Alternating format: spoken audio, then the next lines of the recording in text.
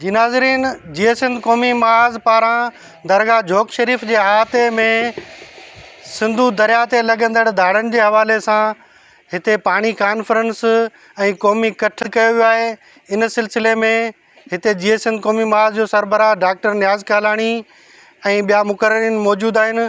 उन्हनि खां पुछंदासीं त उन्हनि जो छा चवणु आहे। ईद खां पोइ वरी जेका पाणी केनालनि जे ख़िलाफ़ जेका जदोजहद आहे उन तरीक़ खे वधीक मुंज़िम सगारो कजे, वरी नए जोश जज़्बे सां जो अॻिते वधिजे त जीअं केनालनि खे रद्द करण ताईं हीअ जदोजहद मुस्तक़िल तौर ते हलंदी रहे। इहे 6 केनाल कढण जो बुनियादी सबबु इहो आहे त हो सिंध खे मुकमिल तौर ते बंजर था कनि, माना सिंध खे चूलिस्तान करे चूलिस्तान खे सरसब्ज़ ऐं आबाद करणु था चाहिनि। उन जे करे जेके बि हिननि 6 केनालनि जी जेका बि रिथा ॾिनी आहे, जिन जी अॾावत पिया कनि, जिन जी डिज़ाइन ठही वई आहे, जिन ते कमु बि शुरू थियो आहे, त असां सम्झूं था त इहे 6 केनाल जेके आहिनि उहे सिंध मां ज़िंदगी ख़तमु कंदा। खारो छाण हाणे किथे आहे? तालको हेॾो सारो, हींअर उन जो को शहर, उन जूं उहे घिटियूं, उन जा उहे नज़ारा असांखे नज़र कोन था अचनि। त जॾहिं तालकनि जा तालका समुंड ॿोड़े वियो आहे त इहो पोइ सुभाणे ज़िला ॿोड़ींदो, सुभाणे ठटो ॿोड़ींदो, सिजावल ॿोड़ींदो, बदीन ॿोड़ींदो। और 6 केनालनि में 2 केनाल सिंध में रखिया अथनि। हिकिड़ो रेणी केनाल, उनजो फेज़ 1 कंप्लीट थियल आहे, फेज़ 2 रहियल आहे। उन मां थर केनाल निकिरणो आहे, जंहिंजे लाइ चयो वञे थो त इहो पाणी खणी थर कोल ताईं जेको प्रोजेक्ट आहे होॾे ई खणी वेंदा पाणी।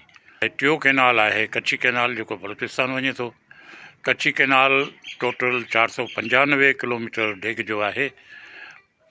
उन मां 395 किलोमीटर ठहियल आहे फेज़ 1 में, ऐं बाक़ी 100 किलोमीटर रहियल आहे। उन 395 किलोमीटरनि मां अव्हांखे तइजुब थींदो त 305 किलोमीटर पंजाब मां वञे थो, बाक़ी 90 किलोमीटर जेको आहे उहो बलूचिस्तान में आहे। उन जी अलाइनमेंट या उन जो रुख रस्तो एॾो ग़लति चूंडियो अथनि जो जॾहिं 2022 में बरसातूं पियूं त कोहे सलामान तां जेको पाणी आयो बरसाती, त उन खे तक़रीबन 100 खां वधीक जायुनि ते डैमेज कयो, उनखे नुक़सानु ॾिनई। हिन ई गवर्नमेंट शहबाज़ शरीफ़ हुनजी मरमत जो कमु 8 अरब रुपयनि सां वरी नए सिरे सां शुरू करायो आहे। अहिड़े नमूने सां चश्मा राइट बैंक केनाल आहे, उनजो बि पहिरियों मरहलो थियल आहे, ऐं ॿिए मरहले में तक़रीबन 6 लख एकड़ ज़मीन आबाद कई आहे, जंहिंमां 4 लख पंजाब जा आहिनि, पंजाब में आहिनि, ऐं 2 लख ख़ैबर पख्तूनख्वा में आहिनि। उहे तक़रीबन 60 फुट ज़मीनूं मथे आहिनि। उहो पंपिंग स्टेशन ठाहे पोइ उन्हनि ते उहो पाणी मथे खणंदा।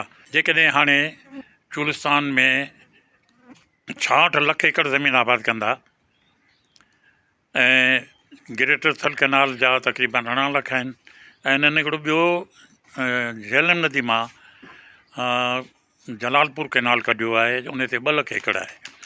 त अहिड़े नमूने सां तक़रीबन 88 लख एकड़ ज़मीन आहे जेका पंजाब जी नई आबाद थींदी। सिंध जी टोटल जेका आबादी लाइ एराज़ी आहे उहा आहे 1 करोड़ 34 लख। त जेकॾहिं 88 लख जो पाणी खणी वियो आहे त पोइ त असां त सुके ते वेही रहंदासीं। हिकिड़ो त अॻे ई असां वटि डेल्टा जेको आहे, डेल्टा लाइ पाणी कोन थो मिले, ऐं डेल्टा असांजो तबाह आहे।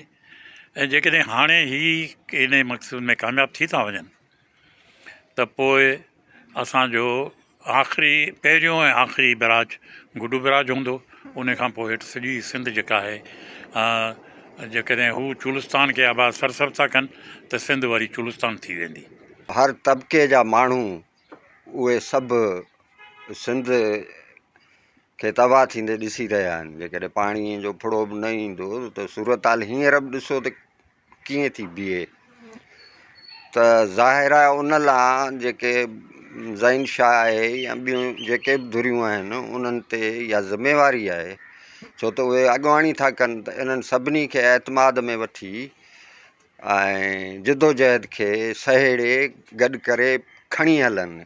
पाकिस्तान जी हुकूमत अहिड़ा फ़ैसिला करे सिंधु दरिया जे पाणीअ खे बुंडो ॾेई हिन सॼे खिते खे समुंड जे हवाले करणु था चाहिनि। सिंध जे अंदरि ऑलरेडी अॻुवाटी पाणी जी तमामु घणी शदीद खोट रहे पई, ऐं इरसा पारां इहो बार बार ॿुधायो थो वञे त बाबा जेके 6 केनाल निकिरंदा, उन्हनि 6 केनालनि में जेको पाणी ॾिनो वेंदो उहो सिंध जे हिसे जो न हूंदो, उहो पंजाब पंहिंजे हिसे जो ॾींदो। इरसा वटि हिकिड़ो ई जेको ठाह पाणी जो आहे जेको अंधो मंडो आहे जंहिंते सिंध एग्री करे थी 91 वारो रिकॉर्ड पहिरां 2 तहत।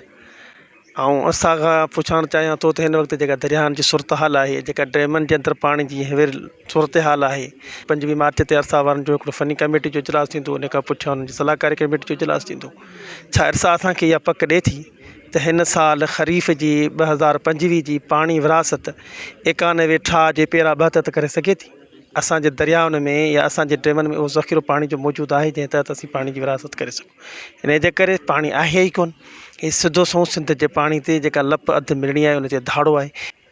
कैमरा टीम सां गॾु उस्मान पंवर, KTN न्यूज़, बुलड़ी शाह करीम।